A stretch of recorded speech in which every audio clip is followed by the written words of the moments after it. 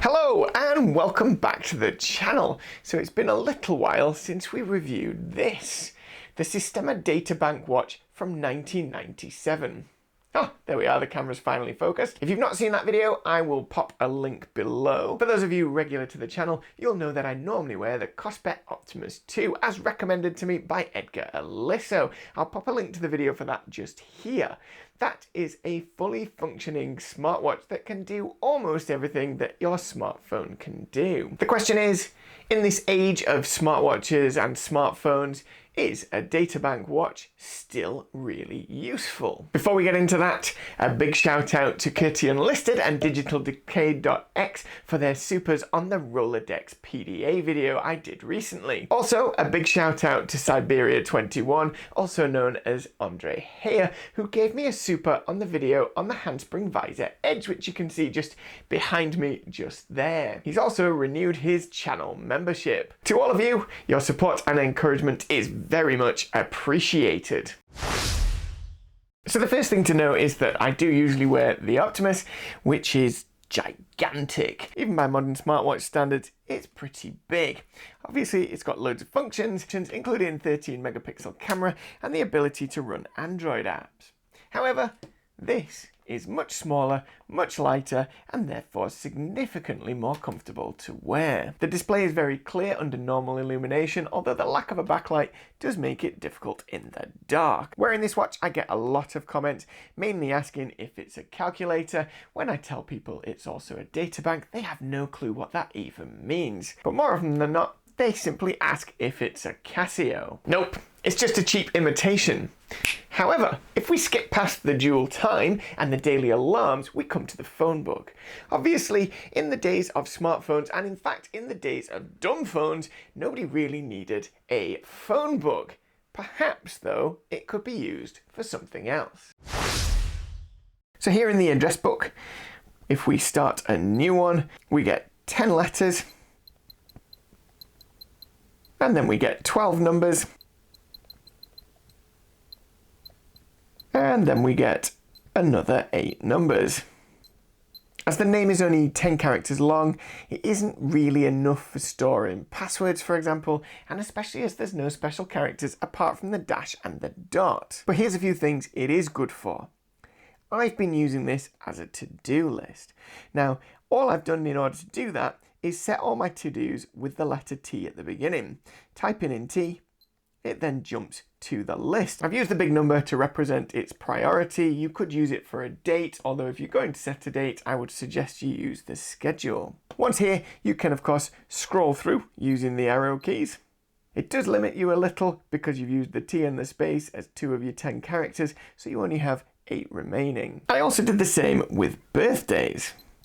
So going to B, it'll show you people's birthdays. But honestly, just a name will do. It is designed for storing names, and you can jump to that name by simply putting in the first letter of it. You can do the same thing for anniversaries, although when it comes to anniversaries, perhaps a prefix of an A is a good idea because it'll be the first thing you come to whenever you scroll across. What I have found it useful for, though, is listing the sequence that I'm going to make the videos for the channel in, simply by putting a C followed by the number, which gives me the order, and of course they pop up in that order as I scroll through. Because they're very easy to edit, it's really easy to move weeks or change the video title as we go, although the title does need to be abbreviated to less than 8 characters to fit that plan. I'm sure there's a few other use cases for the phone book that I haven't thought of. If you've got one in mind, pop that comment below. If you're enjoying this video, please hit the like and subscribe button and pop a comment, as it helps drive the algorithm so other people can find this content. If you're really enjoying this video, why don't you consider becoming one of the merry band of channel members?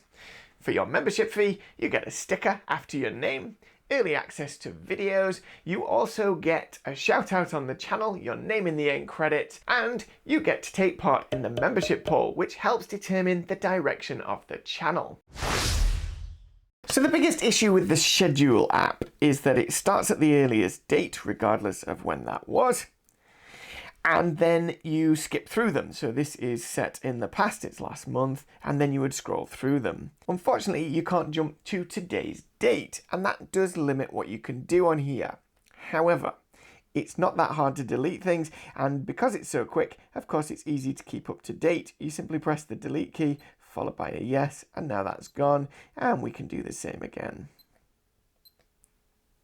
So if you've got 2 minutes of downtime, you can of course clear any old schedules and bring yourself up to date. The beep could be louder, but actually you don't want it too loud, as you want to know about it, but perhaps not let everyone else know about it when you have a message pop up. So here's the thing, because this is so simple, it's very easy to set yourself a quick reminder. I'd like you to follow through with your phone and see if you can set the same reminder. So let's say we want to pick up some bread on the way home, let's say 5:15. All I need to do is do 4 presses to get to scheduler, hit set, and then go bread.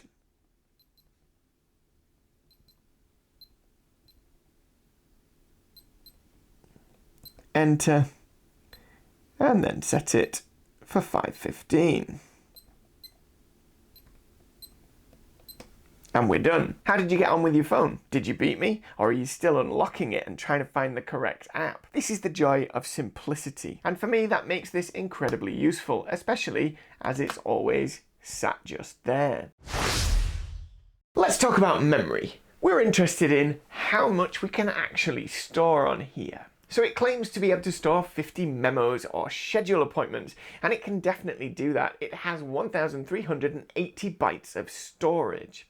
For the scheduler, there is a 16-byte overhead in order to store the date and time, and after that, it depends how many bytes you put in the text area. If you use a full 10, then you're going to use up 26 bytes, and this gives us 53 schedule appointments. However, given that most of the time you're only going to put 3 or 4 letters in, you'll probably get nearer 70. The phonebook application is a little more complicated. The overhead varies between 6 and 11 depending on which sections you actually choose to use. However, if we max it out, we get 10 letters, 12 numbers, followed by another 8 numbers, and that ends up at 41 bytes. So using this to its maximum, we're only ever going to get 33 records stored. However, in general use, the scheduler can certainly store enough to tell you what's going on in the next month, and perhaps those few dates when you're definitely not available in the future, as well as being able to use the phonebook as your to-do list. So the first thing to note about wearing a retro watch like this is that you don't have to charge it. And for anyone wearing a Fitbit or any other smart device, you will be used to the fact that you get 3, 4, perhaps a week of days, and then you need to charge it again. This has got the battery in from when I did the review. It is still going strong, and I would expect it to run at least 12 months, even with relatively heavy usage. The other thing is, it's always on. Many smart devices, you have to press a button or tap the screen in order to make it tell you the time, and that makes sense because it's trying to save power. It certainly fulfills that retro cosmetic, and I do get a lot of comments about it, as I already mentioned. Is it useful? Yes, I think it is. It's faster getting to the calculator on here than it is on my phone or smartwatch. It's also much faster for me to set an alarm, as I already demonstrated. In addition, the scheduler is perfectly functional, and if what you want to do is see if you are free at a weekend in the future, while there might be a fair amount of scrolling to get there, it can certainly do that for you. As with many bits of retro tech, the true genius lies in the simplicity and ease of use. However, it is missing a few functions that I would have liked. A stopwatch, for example, a countdown timer, and of course a backlight. If only there was a device that combined the functions of this with all those things I would like. It's a rather well-packaged item. I've covered the address, as you can see, but there's an awful lot of tape on here, so we're going to have to get into this.